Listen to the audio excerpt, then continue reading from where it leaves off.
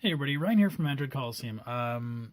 Today I'm going to talk about the tough decision I've had between making which is going to be my device that I'm going to use all the time. I've been using the Google Pixel 2 XL since October, and I've switched out a couple times. Um, we have the Sony that's recording this right now, and then I got to the Huawei P20, and then I did the G7, and then I went back to the Pixel, and then I went back to the P20, and then I was like, which am I going to make the device that I really want to be mine? And it's been a tough call, and I've recommended these phones to a lot of friends and family, and several picked them up, and they're all very happy, and they're both amazing phones. But which one has the edge? So I really have to caveat this discussion here that this is entirely my own choosing, my own opinions, etc. So in the end, I'm much happier with the Pixel 2. Well, not much happier. The experience has been better for me. I'm not saying that if this broke tomorrow that I would be upset to go. This is a great device as well.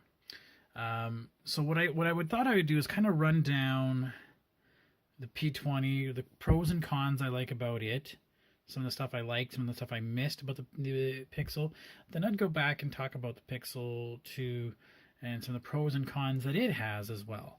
All right, so first up, so the P20 Pro, actually, as much as I always don't like people have the button at the back, it is kind of nice to have this button just sitting down and we just tap the button while it's sitting down and not have to pick it up. That's pretty good. I gotta say that the display really is vibrant, and I really don't notice that it's not a quad HD display. So that's pretty cool. And I don't why everybody hates the notch. I mean, it's great. The one thing I do have to say about the notch is that now and again I'm ready to swipe down. I'm still not trained to go up to the corners. It's kind of hard. I kind of go there and it does that thing. So that takes some getting used to. Pros, okay? So great camera. Really great camera on this guy. It has taken some nice... The instant bokeh effect, being able to see in that is a super awesome feature. The other thing is I cannot say enough about is the battery. 4,000 milliamp hour battery. In a non-quad HD display, this thing lasts forever. It makes anything else seem small. So that is huge battery. The other thing is it's got a huge amount of space, 128 gigs of space. And neither of these have an SD card, so having more space is better. The other big pro is that I can run Fortnite and PUBG no problem. Oops, don't knock my phone. No problem on this. Fortnite's a little bitty, now and again, glitchy. There's no way that 4 gigs of RAM is running that. This just does not cut it for that kind of stuff. Not that that's a make or break. But I have noticed that if I switch between one app, let's say I'm in Jurassic World Alive, go take a picture of something else, go back to Jurassic World Alive, I'm fine. Whereas sometimes I find this, something like, take a picture, go back to another app, might have to reload the app. So 4 gigs is kind of not cutting it anymore. It's still fine. Again, this is what I'm choosing to do. Things like, so it's got a lot going for it. Things I kind of missed. There have been some issues where certain things just don't sync until I go into the app. Like if I go into the Photos app, they didn't start syncing until that happened, right? So I don't know if that's just something with Huawei or whatever. The UI, it feels a little older.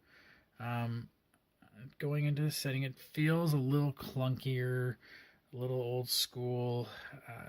By old school, I mean maybe a couple of years ago. But it just doesn't feel as polished and ready to go. Yeah, I talked about that. There is an issue I'm having with trying to make a widget from Google Keep, but according to their Google playlisting, it's not working on a bunch of other devices. However, it works no problem on my Nexus or my Pixel. Um, Sometimes there be a badge that says you have an unread notification that it won't show. So it's just mostly it's the feel. I mean, but otherwise, performance is phenomenal. The battery is phenomenal. The camera is great. It's even got the infrared sensor. That's the one there, infrared on it. Yeah, so that's the Huawei P20. For my friends who I know who I've recommended this to, a few people that you are happy with this. There's nothing wrong with it. My personal preference is that if I have to give it to something, I'm giving it to the Pixel 2. So the pros on this, again, I think it's a phenomenal camera. I know it's Leica, but this does so overall rounded a nicer camera. I find just slightly, it can be a little slower with certain things. I still find it better. The OS feel is just way hella smoother, and I'm really getting used to the gestures. Like, I didn't realize you can do that kind of gestures with it. Like, that is cool. It is super fluid, and going through it just works. Timely updates, getting everything just works. Everything is awesome. Squeeze for assistant works perfectly. I find that's way easier than having to, hold down this and sometimes not getting it or whatever. That just feels a little clunky compared to just being able to squeeze. The music detect, I absolutely almost cannot live without that music detect. Being able to turn the screen off and then see what the song is under there. That's just it for me. That is awesome. What I do like also is that if I see something I want to take a picture of and I want to share it, I like the sharing notification that we have here versus you have on the Huawei. So I take a picture here. I want to share. Their sharing is a little more iOS-y. I don't know. Again, it's not wrong. It's just I prefer and I feel more at ease with this one. And the thing is the volume control. Like, it seems to be more degrees, like gradations in that, versus like it seems to be pretty bigger jumps. Like I don't know, minor detail.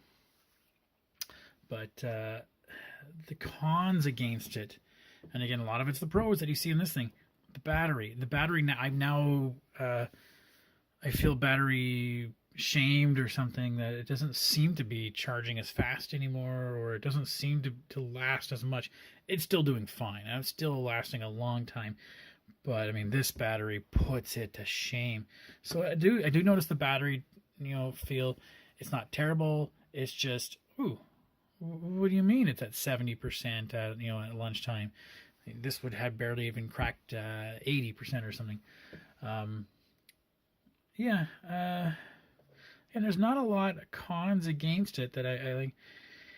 So the other thing that really kicks it up for me is the fact that I think it's the Pixel Book, my Pixel Buds. That all works together so much better than if I had tried to get this to pair with that, this to kind of work with that.